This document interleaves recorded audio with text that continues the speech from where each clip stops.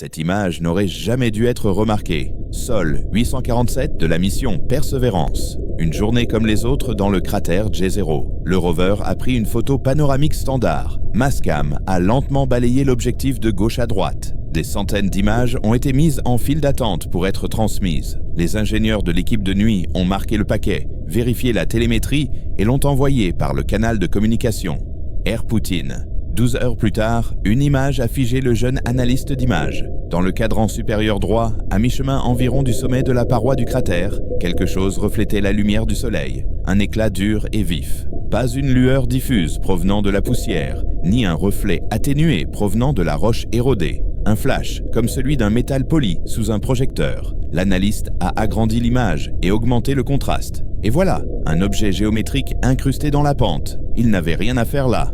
Rectangulaire, avec un angle enfoncé dans le régolithe. Deux faces sont visibles, toutes deux parfaitement planes dans les limites de la grille de pixels. Les bords sont droits, les angles sont trop proches de 90 degrés pour qu'il s'agisse d'une pierre naturelle. La hauteur de l'objet est d'environ 30-40 cm maximum. À peu près la taille d'un porte-document. La surface est suffisamment lisse pour renvoyer un reflet solaire brillant vers la caméra, même à travers l'atmosphère poussiéreuse de Mars. Perseverance a photographié pendant des années des rochers fissurés, des falaises stratifiées, des galets arrondis. Rien dans le flux descendant de données ne ressemblait à cela. Il a vérifié les métadonnées. Mastcam Z, œil droit, distance focale, 1800 mm.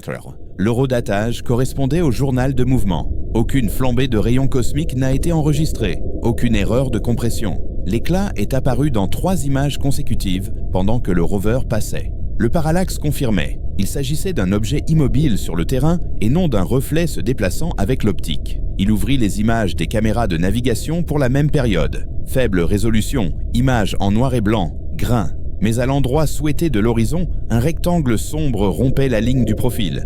Même endroit, même proportion. Les caméras de navigation l'avaient également vu. La première idée qui vint à l'esprit était évidente. Des débris. Perseverance n'était pas seul. Le module de descente, le bouclier thermique et le capot arrière s'étaient écrasés à quelques kilomètres de là. Ingenuity avait laissé son équipement derrière lui. Peut-être qu'un fragment brillant avait été projeté plus loin que prévu. Mais lorsqu'il a superposé la carte du champ de débris connu, rien ne correspondait. Aucun des composants documentés ne se trouvait à proximité de ses coordonnées. L'objet se trouvait bien au-delà des zones de dispersion calculées. Il a donné l'alerte. 1 heure plus tard, la petite salle du JPL était déjà pleine de monde. Les responsables de la mission, les spécialistes de l'imagerie, les géologues, une personne du service des relations publiques dont le visage trahissait un mauvais pressentiment. L'image de Sol 847 fut projetée sur grand écran. Un éclat de lumière apparut. Quelqu'un baissa les lumières. Une pierre, dit automatiquement le géologue. Du basalte fracturé. Nous avons déjà vu des formes géométriques étranges. Le spécialiste en imagerie secoua la tête. Lancez le détecteur de limites. C'est ce qu'ils firent. L'algorithme traça des lignes nettes autour de l'objet. Les deux côtés visibles étaient presque identiques. L'ombre en disait long. Une silhouette rectangulaire dense, très différente des ombres chaotiques des gravats environnants. Pas d'éclats irréguliers, pas d'angle arrondi. Même le bord supérieur de l'ombre était régulier. Une pierre brillante, répéta faiblement le géologue. Regardez le reflet, dit l'analyste. C'est un reflet. Les pierres diffusent la lumière et celui-ci est un reflet miroitant, comme l'acier inoxydable ou le chrome. Une voix retentit derrière eux. Zoomé en arrière, le contexte complet apparut. L'objet gisait sur une pente douce, partiellement enfouie dans le sol, entouré du régolithe habituel de geyser. Aucune trace, aucun sol remué. Il semblait être là depuis longtemps, certainement pas depuis la chute d'hier. La salle s'est immédiatement divisée en 2 camps, selon les instincts de chacun. Les ingénieurs ont vu une possible contamination, un détail inconnu, potentiellement lié à l'équipement, qu'ils n'avaient pas pu prendre en compte. Un risque pour la sécurité, s'il s'agissait d'une partie du rover lui-même. Les scientifiques ont vu autre chose, une anomalie difficile à décrire avec des mots qui résisteraient à un examen public. Le service des relations publiques y a vu un cauchemar. Ils ont passé en revue tous les journaux d'ingénierie. Aucune perte de masse inexpliquée, aucun couvercle ou support manquant. L'autodiagnostic du rover n'a révélé aucun élément déconnecté. L'équipement d'entrée, de descente et d'atterrissage a été sélectionné sur les images orbitales et aucun fragment ne correspondait à la géométrie du rectangle sur la paroi du cratère. Quelqu'un a finalement exprimé à haute voix ce qui était dans l'air. Si ce n'est pas à nous et que ce n'est pas une pierre, alors à qui appartient-il? Il n'y a pas eu de réponse. La procédure standard s'imposait d'elle-même. Marquer les coordonnées comme cible de haute importance, planifier un écart par rapport à l'itinéraire, s'approcher, frapper l'objet avec le laser supercam, mesurer le spectre du plasma, le scanner avec des spectromètres, prendre des gros plans. S'il s'agit simplement d'une roche étrange, ils le sauront. S'il s'agit d'autre chose, d'autant plus.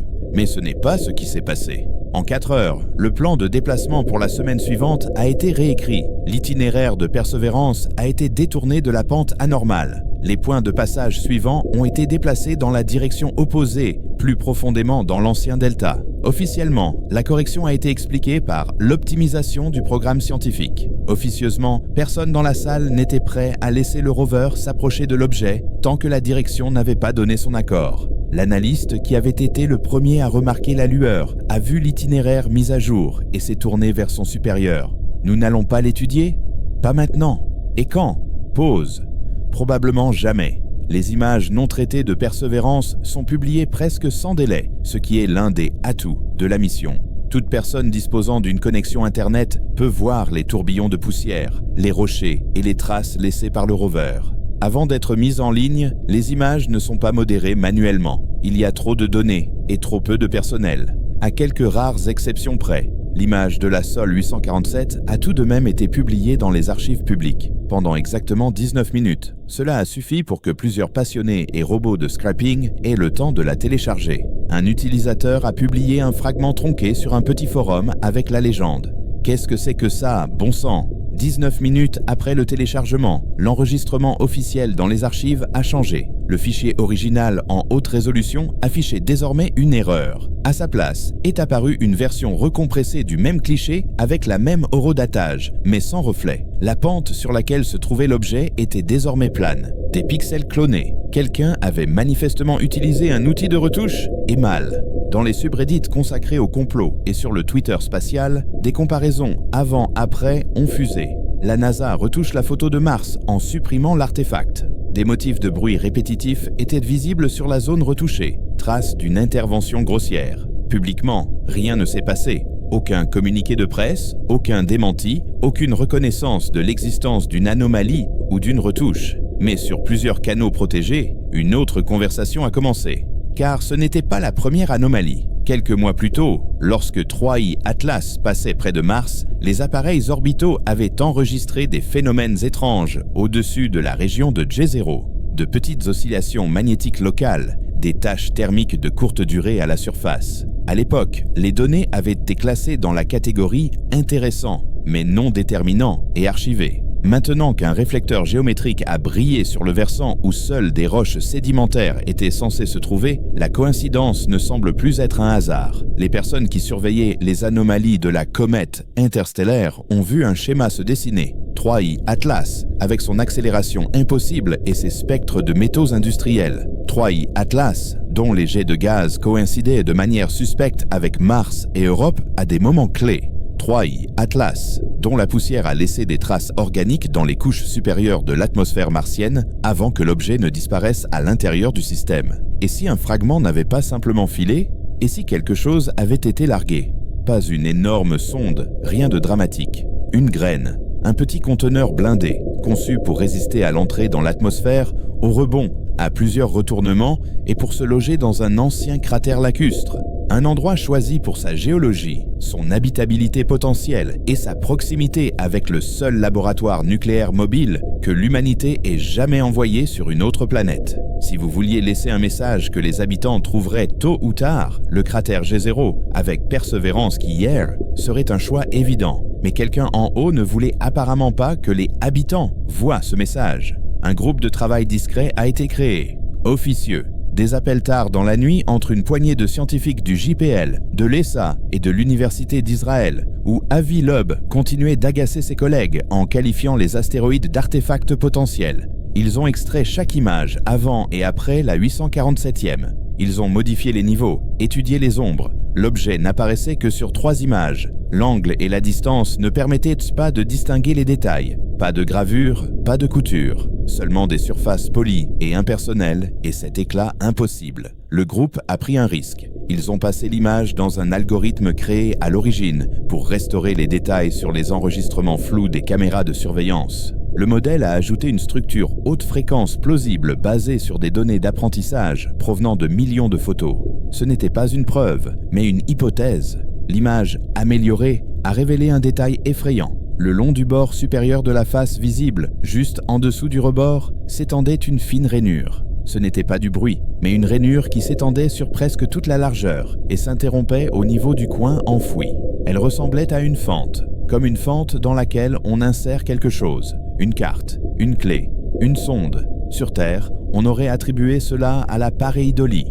Mais sur Mars, à G0, après le passage d'un objet interstellaire, on ne pouvait plus rejeter quoi que ce soit aussi facilement. Le groupe rédigea un mémorandum interne, prudent, sans conjectures inutiles, uniquement des faits. Un objet rectiligne hautement réfléchissant a été détecté sur le sol 847. Sa géométrie ne correspond à aucun type connu de roche martienne. Il ne s'agit pas d'un composant documenté d'un équipement terrestre présent sur Mars. Après la découverte, l'itinéraire du rover éloigne délibérément Perseverance d'une éventuelle exploration. Conclusion, il est fortement recommandé de procéder à une spectroscopie et à une prise de vue en gros plan dès que cela sera possible en toute sécurité. Il n'y a pas eu de réponse officielle à ce mémorandum. Au lieu de cela, les 3 signataires se sont soudainement vus restreindre leur accès aux outils de planification du rover.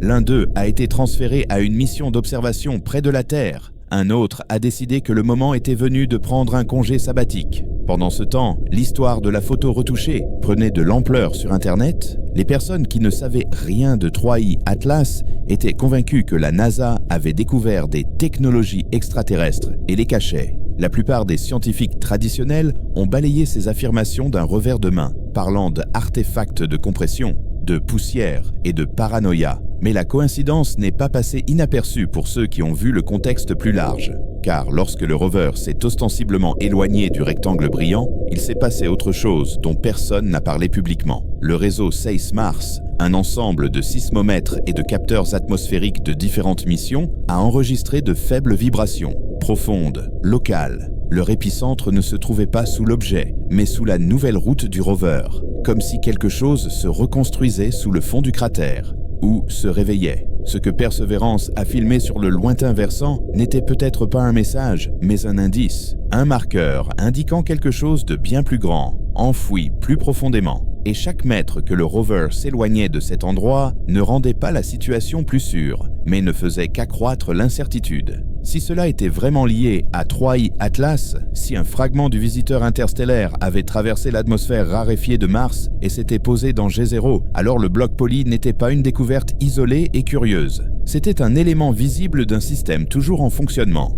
La question restait posée. Quelqu'un sur Terre était-il prêt à prendre le risque de le toucher ? Ou l'humanité préférait-elle une fois de plus détourner le regard et faire comme s'il n'y avait jamais eu d'éclat ? La décision fut prise 12 jours après la fuite de l'image Sol 847. Pas officiellement par la NASA, mais par quelqu'un qui avait les droits nécessaires pour reprogrammer discrètement le rover. Les journaux de planification du Sol 863 indiquaient un itinéraire normal. Mais dans le flux de commandes, caché parmi les paquets de maintenance, on a découvert un petit écart, un point de passage en dehors de la trajectoire prévue, en sens inverse, vers le lieu de l'éclat. Lorsque l'analyste qui avait été le premier à remarquer l'anomalie a vu la télémétrie, il a failli crier, mais il s'est retenu. S'il s'agissait d'une initiative personnelle, il aurait été immédiatement licencié pour l'avoir divulguée. Si la sanction venait d'un niveau auquel il n'avait pas accès, il aurait été licencié d'autant plus pour avoir bavardé. Dans tous les cas, le silence semblait plus sûr. Il regardait les coordonnées du rover se mettre à jour en temps réel. Perseverance avançait à sa vitesse maximale, 30 mètres par heure sur terrain plat, moins sur les pentes. Il restait environ 300 mètres jusqu'à la destination. Au moins 10 heures de route. 10 heures de route vers ce que le commandement l'avait si soigneusement écarté il y a 2 semaines. Quelqu'un voulait tellement des réponses qu'il avait mis sa carrière en jeu, peut-être même sa liberté. Après 3 sols, le rover s'est arrêté à 60 mètres de l'objet. À cette distance, le zoom Mastcam pouvait montrer des détails auparavant invisibles. De nouvelles images sont arrivées pendant la liaison nocturne. Cette fois, elles ont été marquées comme confidentielles avant d'être transférées dans les archives générales. Mais des copies circulaient déjà sur les réseaux internes. L'objet n'était pas une pierre. Les images haute résolution ont révélé sa texture, ou plutôt son absence. La surface était lisse à la limite de la résolution optique, aucune granularité, aucune arête cristalline, aucun microcratère. Sur Mars, les surfaces exposées sont érodées, la poussière les polit, le vent les lisse. Cette chose semblait neuve, ses bords étaient tranchants comme des lames de rasoir. Les angles mesurés étaient exactement de 90 degrés, avec une précision d'un dixième de pixel. La rainure le long du bord supérieur s'est avérée réelle. Le télémètre laser Supercam a donné une profondeur de 4 mm pour une longueur de 12 cm. Une ligne droite parfaite. Le reflet de près était encore plus étrange. Il ne jouait pas comme celui du métal. Il était stable, comme celui d'un miroir, comme celui du verre poli. Mais le verre sur Mars s'opacifie rapidement sous l'effet des ultraviolets et de la poussière abrasive. Rien ne reste aussi brillant pendant des années, à moins que cela ne soit pas là depuis des années, à moins qu'il ne soit apparu très récemment. Un groupe informel a effectué des calculs thermiques. Si l'objet était tombé pendant le survol de Mars par 3I Atlas, la surchauffe à l'entrée aurait été monstrueuse, mais les fragments auraient pu voler relativement lentement par rapport à la planète pour que le freinage aérodynamique fonctionne. Une coque dense et résistante à la chaleur aurait résisté, si elle avait été spécialement conçue. D'autant plus qu'elle était de petite taille. Les calculs ont montré que la vitesse finale de l'impact pouvait être d'environ 50 mètres par seconde, suffisante pour s'enfoncer sans se briser, suffisante pour soulever de la poussière qui se déposera en quelques heures. Au moment où Perseverance arrivera, la surface aura déjà l'air intacte. Seul l'objet lui-même trahira son arrivée récente. La chronologie concordait. La physique concordait. Une seule chose ne concordait pas, la version officielle, selon laquelle rien de particulier ne s'était produit. Puis le rover a reçu une commande à laquelle personne ne s'attendait. Déployer le manipulateur. Le bras robotisé est sorti, les moteurs ont vrombi. La caméra Watson s'est tournée pour inspecter. Le mât a pris sa position de travail. À pleine vitesse, Perseverance pouvait toucher l'objet, prélever un échantillon, poncer la couche superficielle avec un outil abrasif, prendre des photos microscopiques. Quelqu'un en haut voulait manifestement des preuves. Le bras s'est tendu vers l'avant, 3 minutes avant le contact. 2, 1. La transmission s'est interrompue. Toute la télémétrie de Perseverance a disparu, en plein milieu de la session, sans avertissement, sans code d'erreur. Juste le silence. Les stations de suivi attendaient que le signal revienne. Les coupures de communication habituelles ne durent que quelques secondes. Celle-ci s'est prolongée pendant plusieurs minutes, puis 1 heure. Les ingénieurs ont paniqué. Ils ont envoyé des commandes, mais aucune confirmation n'est devenue. Soit le rover était en panne, soit il était passé en mode sécurité, soit quelqu'un avait délibérément coupé le canal. Au bout de 3 heures, la communication a été rétablie. Mais le rover était déjà ailleurs. Il y avait un trou dans le journal des coordonnées. La continuité de la trajectoire avait été interrompue. À un moment donné, il se trouvait à 60 mètres de la cible, le bras tendu, et l'instant d'après, il était déjà à 400 mètres, se déplaçant dans une direction complètement différente et, à en juger par l'horodatage, à une vitesse dépassant largement sa limite technique. Le bras était replié et rangé, propre, sans poussière ni trace de contact. La caméra regardait vers l'avant. Les images de navigation montraient un terrain plat et vide, aucun objet anormal. L'analyse des journaux de bord a révélé que les données de ces 3 heures avaient été endommagées. Ce n'était pas dû à la radiation ni à une panne logicielle. Elles avaient été effacées par l'équipe de nettoyage. Délibérément, la formulation officielle était la suivante. Anomalie temporaire de communication, redémarrage de l'équipement effectué. Tous les systèmes fonctionnent normalement, la mission se poursuit. Mais officieusement, 2 faits étaient incontestables. Premièrement, quelque chose était intervenu au moment où Perseverance avait tenté de toucher l'objet. Deuxièmement, quelque chose avait physiquement déplacé le rover sur un terrain qu'il n'aurait pas pu franchir avec ses propres moteurs pendant ce laps de temps. Le groupe de travail s'est retiré dans la clandestinité. Ils ont rassemblé toutes les informations, la brillance, la géométrie, la surface miroitante, la douceur impossible, la photo publique retouchée, le changement d'itinéraire, le demi-tour illégal, la perte de communication, le mystérieux saut. Ils ont comparé ces données avec celles de 3I Atlas. Date de passage, traînée de poussière, anomalie magnétique, impulsion sismique enregistrée par InSight avant sa mort, temps de signal depuis Europe, modulation des aurores polaires jupitériennes. Le tableau se dessinait. 3I Atlas n'a pas simplement jeté un coup d'œil au système solaire, il a laissé un réseau. De petits nœuds, des capsules cargo, répartis sur plusieurs mondes où les conditions sont optimales pour qu'une civilisation en développement puisse les découvrir. Mars, avec son atmosphère raréfiée et ses laboratoires mobiles. Europe, avec son océan sous la glace et ses observateurs orbitaux. Peut-être que l'orbite terrestre a également reçu son cadeau, caché parmi les débris de satellites et les déchets de spatiaux. Chaque nœud était passif jusqu'à ce qu'on s'en approche, ou jusqu'à ce qu'un signal spécifique l'active. Lorsque Perseverance s'est trop approché, ce qui se cachait sous le fond de G0 s'est réveillé. Il a protégé le nœud, il a éliminé la menace, il a effacé les traces. Pas de manière hostile, mais protectrice, comme une alarme ou un protocole de quarantaine. L'un des membres du groupe, un planificateur de mission à la retraite qui n'avait plus rien à perdre, a décidé que cela suffisait. Il a tout publié d'un coup. Il a posté sur une dizaine de sites une image non censurée de Sol 847 avec des métadonnées confirmant son authenticité. A joint une déclaration signée concernant la modification, le changement d'itinéraire, la coupure de la communication et l'impossibilité de déplacer le rover. Il a appelé les choses par leur nom, dissimulation. L'histoire a fait le buzz sur Internet. Quelques heures plus tard, les grands médias s'en sont emparés. Les scientifiques ont dû réagir. La plupart ont balayé l'affaire d'un revers de main.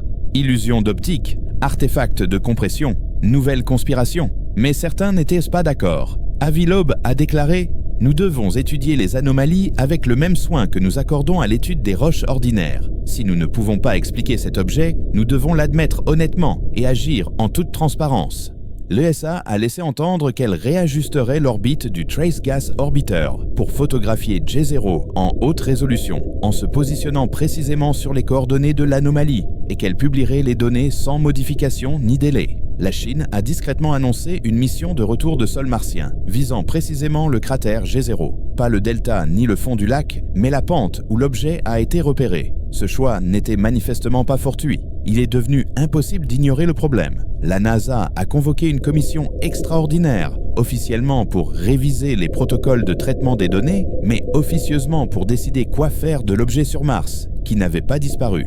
Il y avait 3 options. La première, continuer à nier, faire semblant qu'il n'y avait rien d'important et laisser les missions étrangères enquêter elles-mêmes, au risque d'être publiquement démasquées. La deuxième, reconnaître l'anomalie, mais déclarer la zone interdite jusqu'à nouvel ordre en invoquant la protection planétaire. Quarantaine, ne laisser entrer personne tant qu'il n'y aurait pas plus d'informations. Troisième, jouer le tout pour le tout, renvoyer Perseverance sur place, cette fois avec les caméras allumées et en direct. Que le monde entier voit l'humanité touchée, pour la première fois, quelque chose d'inhabituel. Les débats ont été houleux.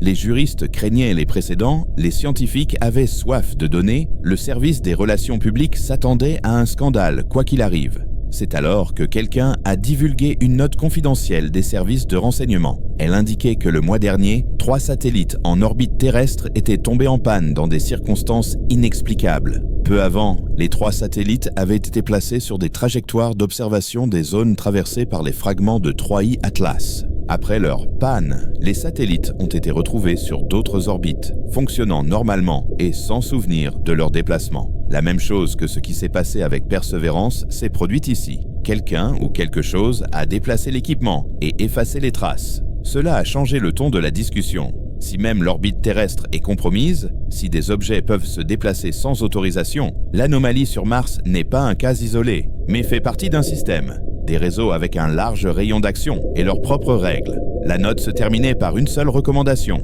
Ne pas s'approcher des nœuds, ne pas essayer de les extraire, observer de loin, attendre. Quelqu'un ou quelque chose nous observait, évaluant notre degré de préparation. La mise hors service de Perseverance n'était pas une attaque, mais un avertissement. Une limite qu'il valait mieux ne pas franchir. Un test raté. Si vous touchez, vous serez repoussé. Si vous appuyez plus fort, on ne sait pas ce qui se passera. La NASA a publié une déclaration prudente. La photo 847 montre une formation minérale naturelle aux propriétés réfléchissantes inhabituelles. Perseverance poursuivra sa mission comme prévu. La poursuite de l'exploration de cet endroit n'est pas scientifiquement justifiée. Traduction, nous nous retirons. En privé, l'itinéraire du rover a été strictement fixé, interdisant tout écart. De nouveaux protocoles ont été ajoutés au logiciel de commande. Si les caméras détectent à nouveau un objet géométrique hautement réfléchissant, les données seront d'abord envoyées dans un tampon fermé, vérifiées et, si nécessaire, modifiées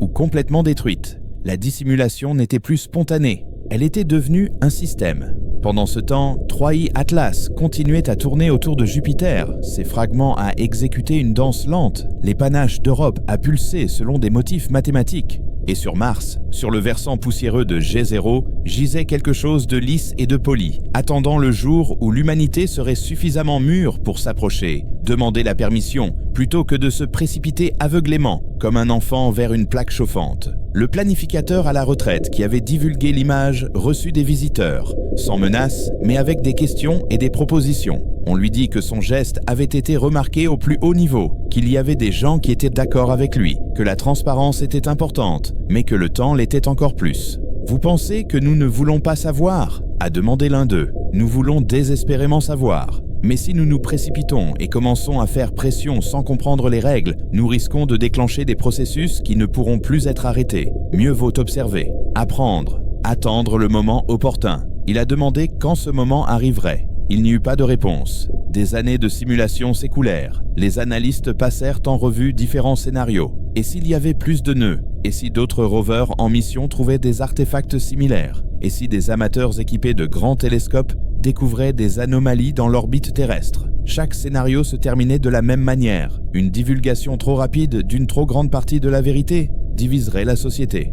Effondrement des marchés boursiers, schisme religieux, guerre pour l'accès aux technologies extraterrestres. La meilleure stratégie semblait être une divulgation progressive, une normalisation graduelle des anomalies, une accoutumance en douceur à l'idée que l'univers n'a jamais été vide. Au moment où la majorité acceptera le fait que nous ne sommes pas seuls, le choc initial sera atténué et maîtrisable, sans danger. Mais une telle stratégie prenait du temps. Elle supposait que le réseau attendrait. Et si ce n'était pas le cas? Si 3i Atlas et ses nœuds fonctionnaient selon un calendrier qui ne tenait pas compte de la préparation terrestre, si le test consistait non seulement à savoir si nous parviendrions à trouver des artefacts, mais aussi si nous réussirions à le faire avant quelqu'un d'autre, car les nœuds n'étaient pas totalement passifs. Sismique, magnétomètre, perturbation orbitale, tout indiquait une activité de faible niveau, mais coordonnée, comme si le réseau se concertait et se préparait. Personne ne savait dans quel but. Les hypothèses allaient de l'inoffensif au catastrophique.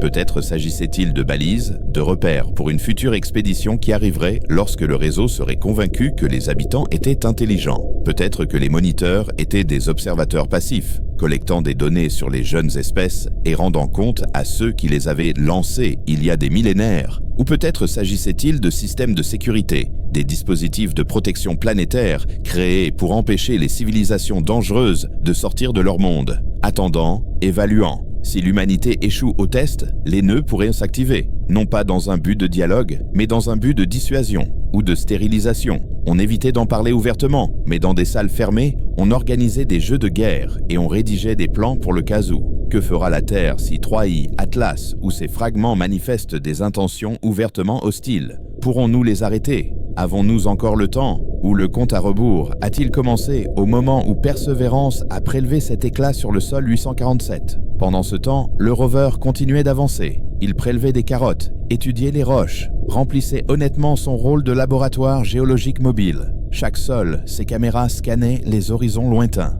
Si un autre reflet apparaissait quelque part, les algorithmes le repéraient et l'enterraient. Et quelque part dans le cratère J0, intact, inexploré et officiellement non reconnu, le rectangle poli brillait sous le faible soleil martien. Il attendait simplement. Il attendait que l'espèce qui avait construit les rovers nucléaires devienne suffisamment sage pour demander la permission avant de tendre la main, ou assez stupide pour ignorer l'avertissement et le toucher quand même. Dans tous les cas, le réseau répondra, et l'humanité saura enfin pourquoi 3i Atlas a été envoyé, pour déterminer si nous méritons une invitation ou une mise en quarantaine.